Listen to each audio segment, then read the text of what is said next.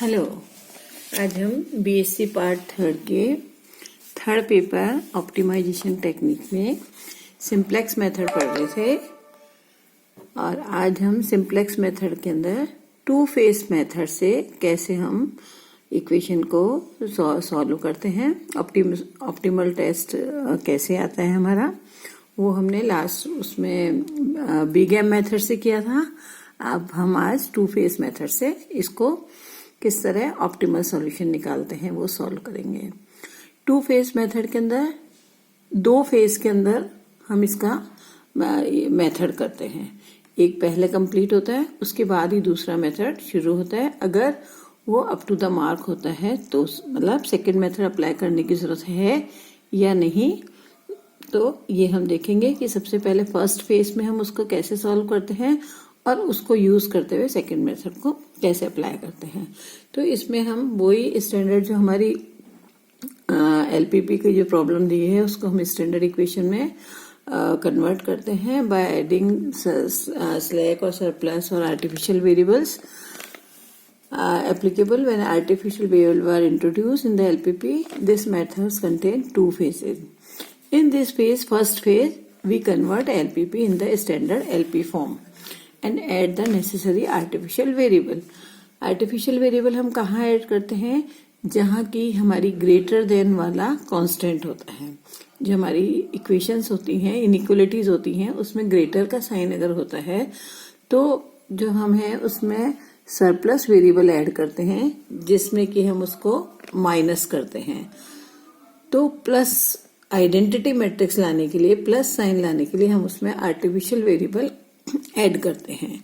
तो add the necessary artificial variable to constant as in big M method. जैसे कि हमने बिग एम मेथड में भी देखा था आर्टिफिशियल वेरिएबल हम कैसे ऐड करते हैं।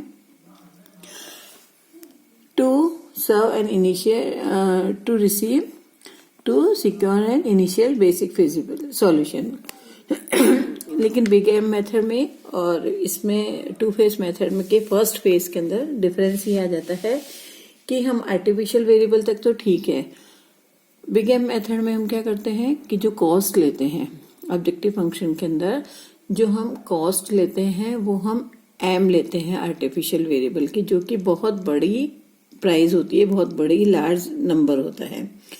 और यहाँ पर हम क्या करते हैं टू फेस मेथड के अंदर हम क्या करते हैं कि जब इनिशियली फर्स्ट फेस का जब अभी हम डिस्कस कर रहे हैं, फर्स्ट फेस को डिस्कस कर रहे हैं, तो इसमें हम क्या करते हैं जो जेड लेते हैं, जो हमारा ऑब्जेक्टिव फंक्शन है, उस जेड के अंदर हम जितने भी गिवन वेरिएबल होते हैं हमारे x1 x2 x3 plus s1 s2 s3 surplus variables, इन सब की कॉस्ट तो कर देते हैं 0 और जो आर्टिफिशियल वेरिएबल लेते हैं उनकी कॉस्ट कर देते हैं -1। ये हमारा एक डिफरेंस दोनों में बिग एम मेथड में।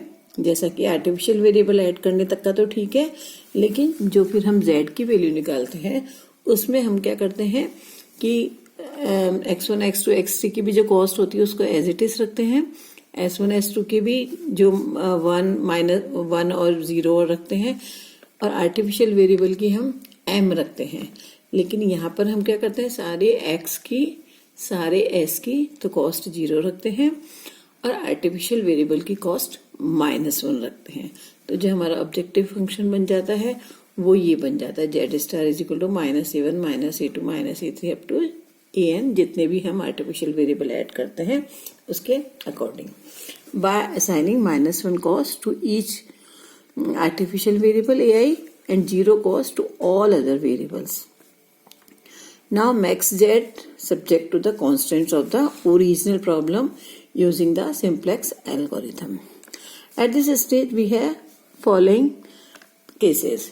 z की जो वैल्यू आती है, अब जैसे कि अगर बेसिस के अंदर हमारे आर्टिफिशियल वेरिएबल रह जाते हैं या नहीं, अगर रहते हैं तो z की वैल्यू क्या होगी, नहीं रहते हैं तो z की वैल्यू क्या होती है, ये सॉल्यूशन किस तरह का आएगा, या बेसिस के अंदर या ऑप्टिमल सॉल्यूशन जब हमारा मिलता है उस समय क्या आर्टिफिशियल वेरिएबल बेसिस मैट्रिक्स में रहते हैं या नहीं, तो ये भी हम डिस्कस करेंगे।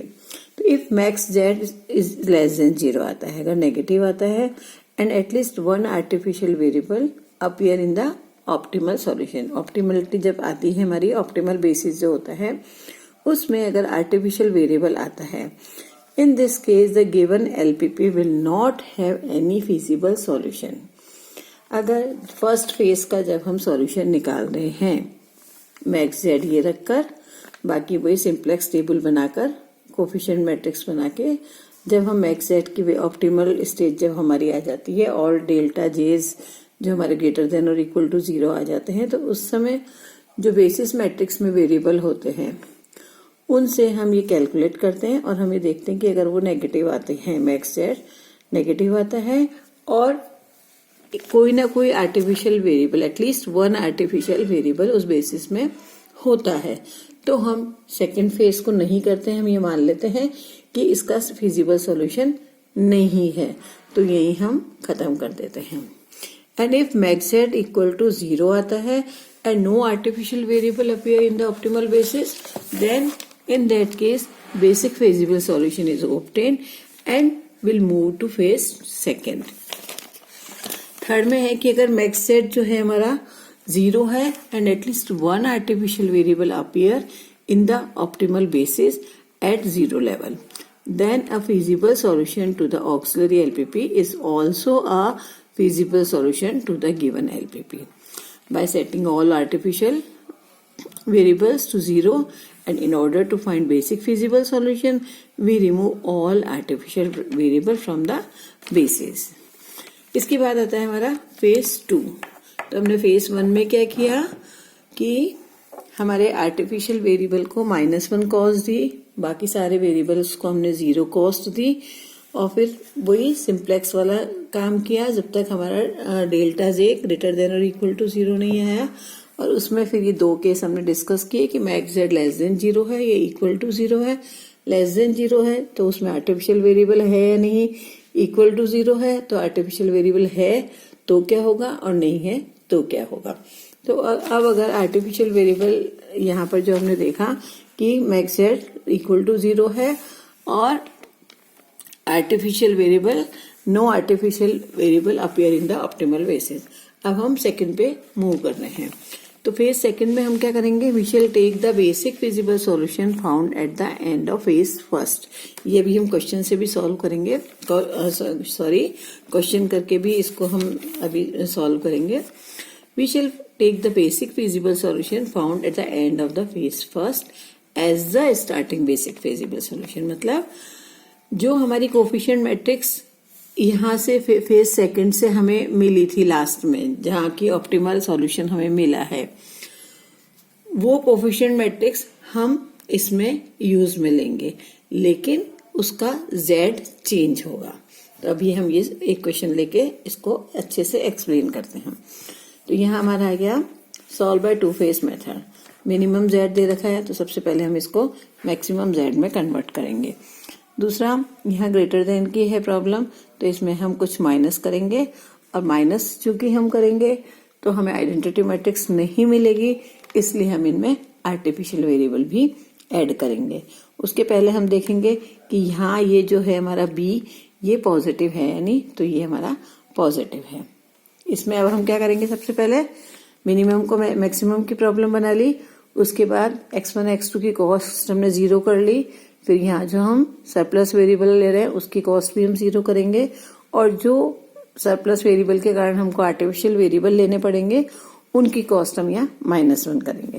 तो अभी हम ये देखते हैं क्या किया, max Z is equal to 0 into x1 plus 0 into x2 plus 0 into x3 plus 0 into s1 plus 0 into s2 minus a1 a2 है हमारे, तो उसकी कॉस्ट -1 आ गई, ये भी -1 आ गई। इसी तरह यहाँ 3x1 minus x2 minus x3, फिर हमने लिया माइनस s1, ठीक है। तो माइनस s1 लिया तो साथ में हमें प्लस a1 भी लेना पड़ा। यहाँ पर x1 minus x2 plus x3 minus s2, तो हमने प्लस a2 भी लिया और साथ में इसको हम स्टैंडर्ड फॉर्म में हमने इस तरह रख दिया। अब यहाँ हमारा क्या आ जाएगा, 0 0 0 0 और ये -1 और ये कोफिशिएंट मैट्रिक्स आ जाएगी और ये हमारा बी आ जाएगा। तो जैसे हमने पहले क्वेश्चंस किए हैं सेम वैसे के वैसे अब हम करेंगे इसके अंदर ये हमने टेबल बना ली। अच्छा, इसमें हम और क्या करेंगे कि x1 x2 x3 s1 s2 0 है, तो हमें इसकी आर्टिफिशियल वेरिएबल की 3 और 2 यहाँ पर आ गया बेसिस मैट्रिक्स a1 a2। इनकी कॉस्ट हमारी -1 है। बाकी सारे वेरिएबल हमने यहाँ रख दिए और ये हमारी टेबल बन गई, जो कि हमारी स्टैंडर्ड फॉर्म से हमने ये टेबल बना ली। ये टेबल बनाने के बाद हमने ZJ माइनस CJ निकाला, यहाँ पर माइनस आया, की एलिमेंट निकाला, मिनिमम रेशो निकालने के बाद हमने की एलिमेंट निकाला, मिनिमम रेशो हमारा यहाँ 1 है। तो हमने ये, अच्छा इसमें एक चीज और बताऊंगी कि यहाँ मिनिमम रेशो जब हम निकालते हैं तो उसमें अगर ये दोनों माइनस के आ जाते हैं तो हम इसको यहीं पर छोड़ देते हैं कि इसका सॉल्यूशन नहीं निकलेगा। क्यों? क्योंकि प्रॉब्लम हमारी ये आती है कि यहाँ मिनिमम रेशो में हम ये कहते हैं कि x भी ग्रेटर देन 0 होना चाहिए, मतलब नॉन नेगेटिव होना चाहिए। और अगर दोनों ही नेगेटिव आ जाते हैं तो प्रॉब्लम ये होती है कि एंटरिंग वेक्टर तो हमने सेलेक्ट कर लिया, लेकिन डिपार्टिंग वेक्टर कौन सा लें, क्योंकि दोनों ही नेगेटिव है। तो ये शायद मैंने लास्ट उसमें लेक्चर में किसी में एक सॉल्व भी किया है या कुछ मैंने वहां पर एक्सप्लेन किया है कि अगर यहाँ नेगेटिव आ जाता है तो हमारा ये कंफ्यूजन रहता है कि हम इन दो में से जो जितनी भी, अगर 2 रो हैं तो 2, 3 रो हैं तो 3 रो, अगर यहाँ सब जगह नेगेटिव आता है तो हम इस सॉल्यूशन को यहीं पर ही छोड़ देते हैं। तो अभी ऐसी प्रॉब्लम हमारे नहीं है, यहाँ हमारे दोनों पॉजिटिव आ रहे हैं और मिनिमम 1 है। तो हमने इसको तो कर दिया डिपार्टिंग वेक्टर और इसको एंटरिंग वेक्टर कर दिया। आई डोंट नो कुछ बुक्स में क्या कर रखा है कि इसका एरो इस तरफ लगा रखा है, तो इस तरफ लगाने पे मुझे ऐसा लगता था कि भाई इनवर्ड अगर हो रहा है तो ये एंटरिंग भी इनसाइड आ रहा है, ये भी इनसाइड आ रहा है। तो बुक में ये एरो का साइन इस तरफ है, लेकिन मैंने इसको ऐसे लगाया है, और चाहे कैसे भी लगाओ ये है डिपार्टिंग वेक्टर, तो डिपार्टिंग का साइन इस तरह लगाया मैंने। अब जब ये आ गया तो हमारा की एलिमेंट आ गया, की एलिमेंट हमारा आ गया तो हम पूरी रो लिख सकते हैं। कैसे लिखेंगे? की एलिमेंट वाली रो लिखने में कोई दिक्कत नहीं है। की एलिमेंट से उस रो के हर एलिमेंट को हम डिवाइड कर देते हैं तो वो हमारी रो आ जाती है। तो यहाँ हमने देखा कि की एलिमेंट वाली रो हमने फटाफट लिख दी। सेकेंड रो को लिखना भी हमें आता है। क्या करते हैं हम? ओल्ड 2 - 1 into 1, 2 ओल्ड वैल्यू, फिर की एलिमेंट वाली वैल्यू 1 माइनस की एलिमेंट जिस रो को हम निकाल रहे हैं, जैसे ये वाली रो हमारी है तो की एलिमेंट वाला जो वेक्टर है उसमें इस रो का कौन सा एलिमेंट है उससे मल्टीप्लाई कर देते हैं। मतलब ओल्ड वैल्यू न्यू वैल्यू इसकी की एलिमेंट वाले की इनटू वो एलिमेंट जो कि की एलिमेंट वाले वेक्टर में है और जिस रो को हम लिख रहे हैं उस रो में है, मीन्स ये वाला। तो ओल्ड वैल्यू 2 हो गई -1 into 1 which is equal to हमारा 1 आ गया। ठीक है, उसके बाद हम यहाँ वाली वैल्यू लिखेंगे। फर्स्ट रो तो हम लिख चुके हैं, हम सेकेंड रो लिख रहे हैं। अब क्या है हमारा 1 - 1 into 1, तो ये हमारा गया 0। फिर यहाँ हमारा है ओल्ड वैल्यू है -1, तो -1 माइनस -1/3 into 1, तो हमारा -2/3 आ गया। फिर 1 - -1/3 into 1, फिर 0 माइनस मल्टीप्लीकेशन ऑफ -1/3 into 1, फिर -1 और 0 से मल्टीप्लाई है तो ये -1 ही आएगा। 0 - 1/3 into 1, तो -1/3 हो गया। फिर 1 - 0, तो यहाँ 1 आ गया। तो इस तरह हम की एलिमेंट वाली रो को लिखने के बाद बाकी सारी रो लिख सकते हैं। ओल्ड वैल्यू माइनस की एलिमेंट वाले की एलिमेंट वाली रो का कॉरस्पॉन्डिंग एलिमेंट और की एलिमेंट उस रो का की एलिमेंट वाले का, मीन्स अगर ये की एलिमेंट है तो इसको और हम इसको यूज में ले रहे हैं अगर इसको लिख रहे हैं तो। इसी तरह हमने सारे डेल्टा जे लिख लिए। फिर हमारा नेगेटिव आया, हाँ जैसे देखो यहाँ पर अगर ये नेगेटिव आता है तो हमने इसको इग्नोर कर दिया है और हमने इसको ले लिया है, ठीक है। फिर हमारा ये वापस से नेगेटिव आ गया, तो इसका मतलब ये ऑप्टिमलिटी की स्टेज नहीं है, हमें एक बार फिर इटरेशन करना पड़ेगा। तो यहाँ पर ये एंटरिंग है, मीन्स x3 एंटरिंग है और 3/4 यहाँ आ रहा है, इसका मतलब A2 हमारा डिपार्टिंग है, ठीक है। तो A2 की जगह तो आ गया x3 और A1 की जगह ऑलरेडी x1 आया हुआ है हमारा। तो जैसे हमने यहाँ से यहाँ तक आए थे, अब वापस हम यहाँ से यहाँ आ जाएंगे। फिर हम डेल्टा जे निकालेंगे, तो हम यहाँ देख रहे हैं यहाँ सारे ग्रेटर देन या फिर इक्वल टू 0 के हैं। तो ये हमारी ऑप्टिमलिटी स्टेज आ गई है, मीन्स x1 की वैल्यू 5/4, x2 की वैल्यू 0 और x3 की 3/4 और delta J greater than or equal to 0, so the solution is optimal. Also maximum z star equal to, यहाँ पर अब हम देखेंगे कि जो z हमने लिया था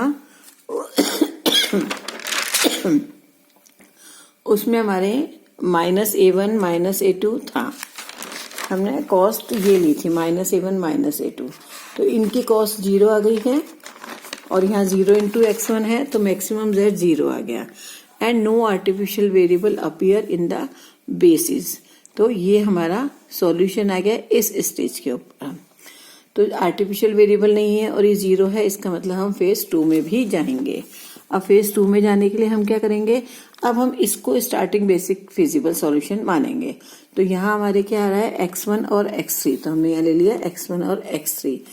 अब हम इसका ऑब्जेक्टिव फंक्शन चेंज हो जाएगा, पहले हमारा -a1 -a2 था, अब जो हमारी गिवन पे एलपीपी है उसके अकॉर्डिंग हमारा ये हो जाएगा। अब हमारे इक्वेशन में आर्टिफिशियल वेरिएबल नहीं है, तो ये हमारा ऑब्जेक्ट। अब हम जैसे सिंप्लेक्स मेथड को सॉल्व करते हैं, जितने क्वेश्चंस किए सेम वो का वो मेथड है। यहाँ हमने ये कर लिया, लेकिन कोफिशिएंट मैट्रिक्स जो हम ये वाली लेते थे, हम ये नहीं लेके हम अब सॉल्यूशन इस ये वाली कोफिशिएंट मैट्रिक्स लेंगे। 5/4 3/4 1 -12 0 -1/4 -1/4, ये वाली a1 a2 नहीं आएंगे, या हम ये ले लेंगे। और इसको लेने के बाद फिर हम वही चेक करेंगे डेल्टा जे हमारा कितना है, पॉजिटिव है, नहीं है, नेगेटिव है, क्या है। नेगेटिव है तो वापस से हम इटरेशन करेंगे।